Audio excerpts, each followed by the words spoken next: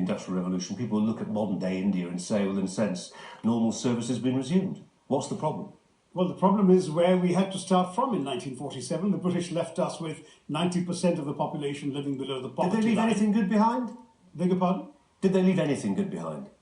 Well, they left a number of things that were not intended to be for the benefit of Indians, but which, once they were left behind, were transformed by the Indians into benefiting them.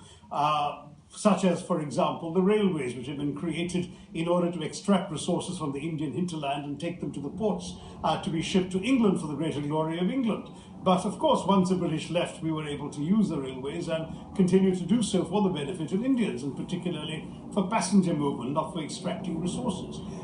Similarly, with many other British legacies, none of which were actually introduced to India to benefit the Indians, but only to serve as instruments of either British control or British profit. But the point about the British control that you mentioned, it had to work with those who were complicit at the other end. So who's worthy of the greatest blame? Those who collaborated or those who instigated the programme?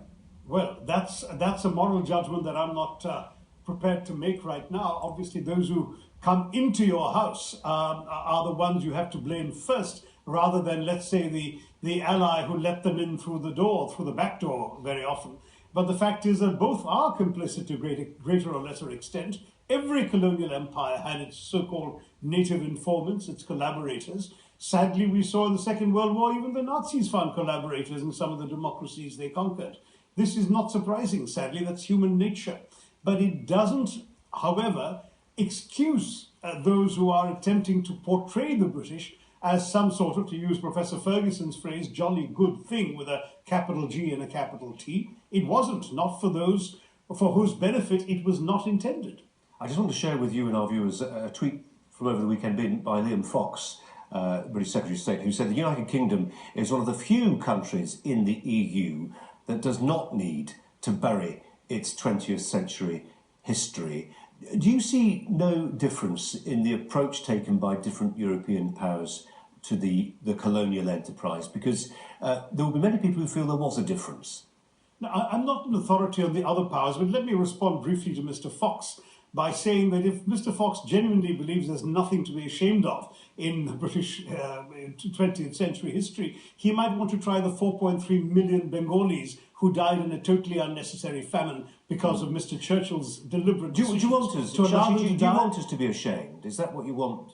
I think there is a case for atonement, and atonement will only come when there is recognition of the wrongs that were done. But those who perpetrated are all dead.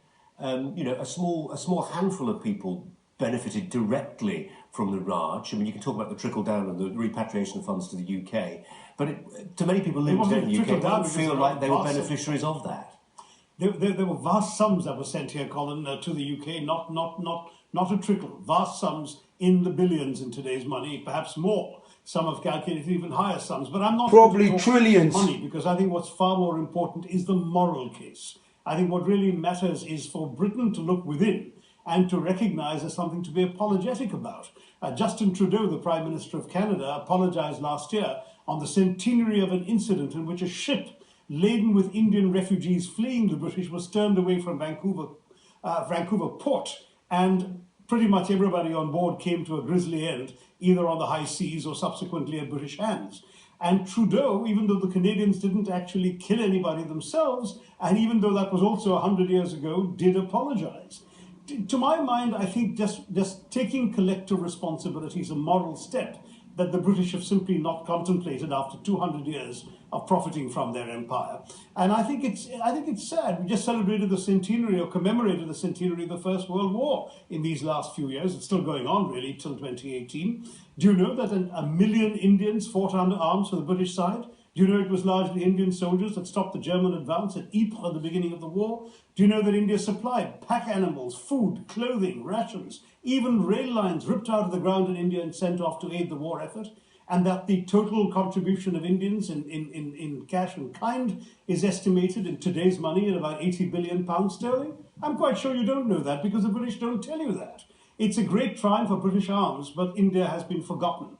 I drove past a statue in London to animals that participated in the war. There is no statue to the Indians who've done this for Britain. I think at some point the British really ought to look back at their 200 years, not through the rose-tinted spectacles with which you see these gauzy, romanticized television soap operas about India, but look back at the reality, not just the financial reality, the reality in terms of human lives that were affected and transformed because of the colonial enterprise, and then decide if there is something worth apologizing for. I believe there is. Shashi Tharoor is author of Inglorious Empire, What the British Did to India. Shashi, very good to talk to you. Thanks a lot. Thank you, Colin.